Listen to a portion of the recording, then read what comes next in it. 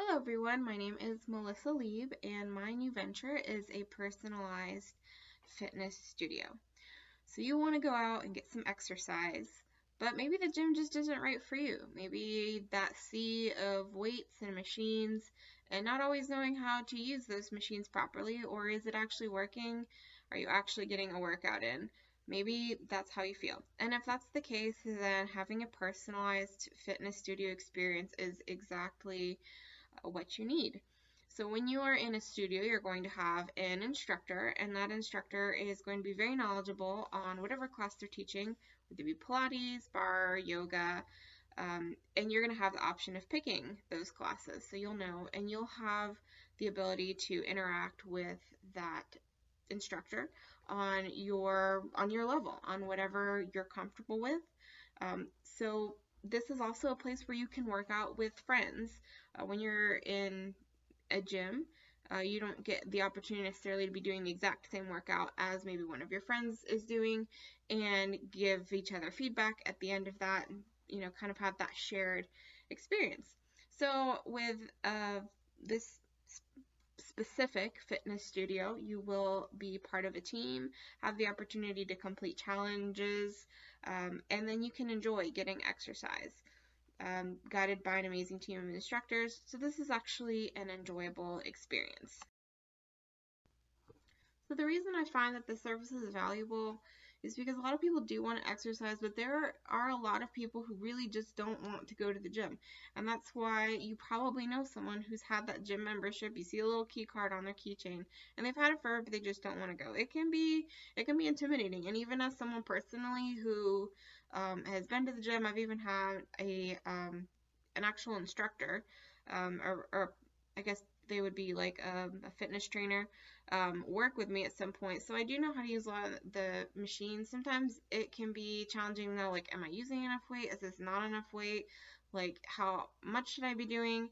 So that can be intimidating, and it's not for everyone. But a lot of people do still want to work out. They want to have a fun experience. It doesn't have to necessarily be something intense. Not everyone is out there to become a bodybuilder. So this is a service that a lot of people are interested in. They do want to go to a gym, and it's something that I found, especially in a lot of women. They don't necessarily want to go to a gym, but they do like the idea of being in a fitness studio, having an instructor, and you're all doing it together. So you're all getting that opportunity to make mistakes and learn. As you're going. As far as competition, at least in the city where I am in Pensacola, there are not a lot of other fitness studios. We do have a very large company here that has a fitness studio on campus. But what I also find is not everyone feels comfortable doing this kind of interaction maybe with their boss or even their boss's boss. So that might not be for everyone either. And also with COVID and everything, it's not available to everyone at this time. So there are not a lot of other fitness studios, but they are out there. So that would be the main competition, is other fitness studios.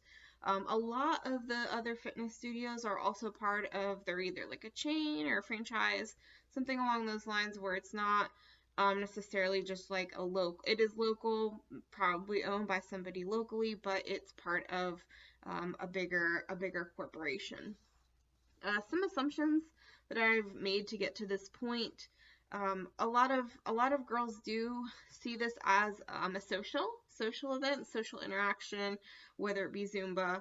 I can't count the number of times I've been invited by girlfriends, like, hey, this place is hosting a Zumba night, let's go. Used to do that pretty regularly.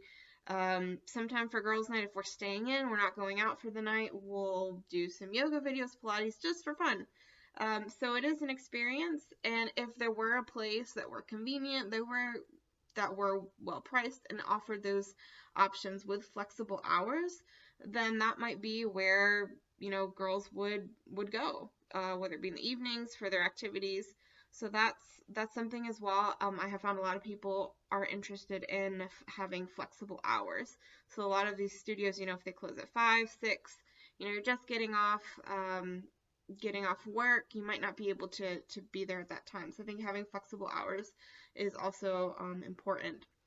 As far as the customer base, my hypothesis is that is still that it's going to be women and it's going to be young to middle age. I would like to expand that. I would like to make it known that, fitness, working out, this experience can be for anyone and can be for older, younger women as well.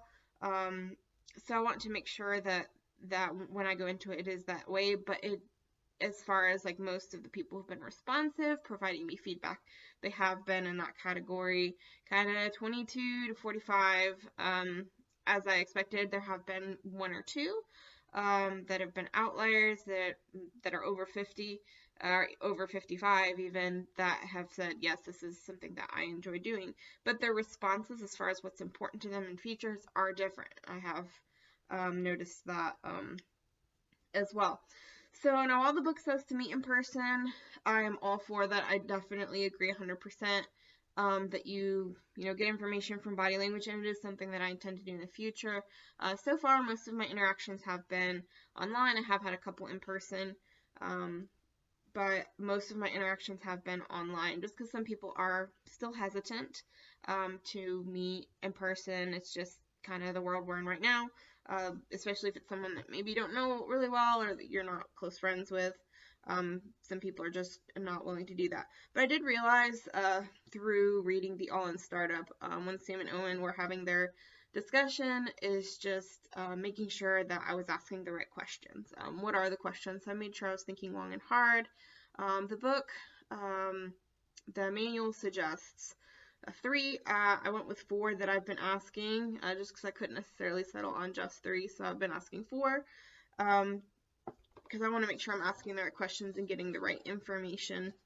So some of the questions that I have been asking, particularly, are to rank, like, in order of importance, what items are important, and I've been asking about childcare, nutrition, counseling, price, hours of availability, personalized programs, and then, anything else.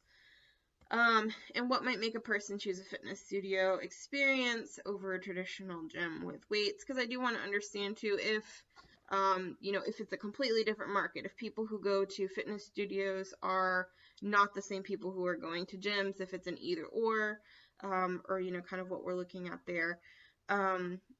And then how working out with friends affects the workout experience, because I am getting a lot of feedback where originally I thought childcare would be the most important, especially in this age group where there are a lot of young mothers that may have a hard time getting out of the house. So how does working out with friends affect your workout experience? And then also asking questions about the role of technology in the experience.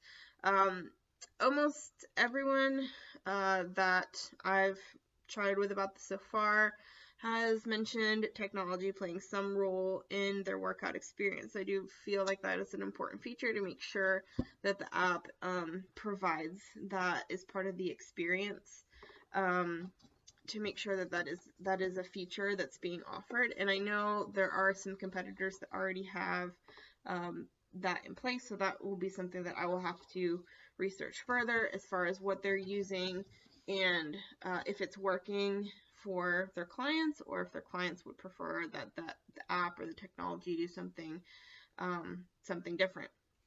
So instead of having nutritionists on site like I had originally planned, that seems to be very low on the priority list for most people. They're not necessarily interested in that, and I actually got that idea in the first place from talking to a potential customer, as far as what is something that you would like in a fitness center, and they mentioned having nutrition, and I thought, well, that's interesting because not a lot of fitness studios have that as part of like a whole well-rounded fitness experience. But it turns out that most people aren't necessarily looking for that. They want to have the workout experience, but if they want to go see a nutritionist talk, they're going to do that some other way, through their insurance, whatever. They'll be able to talk to someone that way. But I do think as far as nutrition is still important, so I would like to look in that, and that's one of the partnerships that I feel is going to be important, is maybe partnering with a local nutritionist, a local wellness center, somewhere where we can refer the clients if they are interested in getting nutritional counseling. Maybe we can get them to provide discounts to customers if we are solely referring to maybe just one or two local places. And maybe later on, since I would consider that an outlier because I did get that feedback from two people that I talked to, that nutritional counseling was important. But these were both people, interestingly, that were a little bit higher or outside of the age group that I predicted. So these are people like around 40, and then the other person was that mentioned nutrition as being important was outside the 55 age range. So those were the only two people who mentioned nutrition as being a priority in their fitness experience. The cost to keep a nutritionist on site, like a retainer, would be high, and especially if it's not a feature that's needed right now. I don't think that's something that maybe further along down the line, kind of like the book mentioned, the manual, how outliers are still worth noting, and maybe something like a little bit further down the line is something that we could take into consideration once there's more people. Adding that nutrition program could be a possibility later on once the business has grown. Because I do want to make sure the focus is on finding talent for the instructors themselves, and not the nutrition per se. If that's not what's most important, I want to focus the funds into hiring talent that's like instructors, because that's what's really going to make or break those classes. As far as customer feedback, a lot of people are really liking the idea of working out with friends. Most of the people that I've discussed with put it as something that really can enhance their workout experience. So even more so than childcare, they want an experience where they can work out with friends. Childcare was ranked as a priority though, so that is something that I would want to continue pursuing as far as having childcare on site, especially with the demographic that I am marketing towards. These people, a lot of them are going to need that if they want to be able to participate. And I know there are other fitness studios locally that do that. I know of at least one, so I would have to look into that and see what they like about it, what the current customers like about it, what they don't like about it, if it's working for them, or if it's not, it ends up not being worth it. Another thing I noticed that was important to a lot of people was hours. The flexibility was just not something that I had necessarily considered in depth, so I think that's going to be really important, is making sure that there are later classes available as well. As far as some of the key activities, as I discussed, app design is going to be important to make sure we're allowing group challenges, working, tracking, all those things seem to be very important to people. The childcare and then future expansion to allow flexibility with where you can go, so you don't have to drive 15 to 20 minutes to the next place. Maintaining those relationships, at least for this demographic, is going to be making sure that I'm maintaining an active social presence. So that could be through Instagram Reels, TikToks, Facebook posts, making sure I'm requesting feedback after any workouts, offering maybe a first class free to encourage new clients, referring a friend discount, and getting email addresses as well. As far as revenue streams, still think that the best option is going to be through monthly memberships and then a discount maybe for automatic payments. With month-to-month options available, because I know a lot of people don't like necessarily signing up for like a long-term commitment. And then maybe in the future we can offer merchandise sales, protein shakes, food sales. Those are some other options I feel that could be available for revenue streams. Costs, still thinking overhead, electricity, leasing the mortgage, lease or mortgage. Maintenance is going to be some of the higher costs. Marketing costs as well, so Facebook ads, Google. Staffing, definitely want to make sure that that is a priority, is making sure that hiring the right people for the position.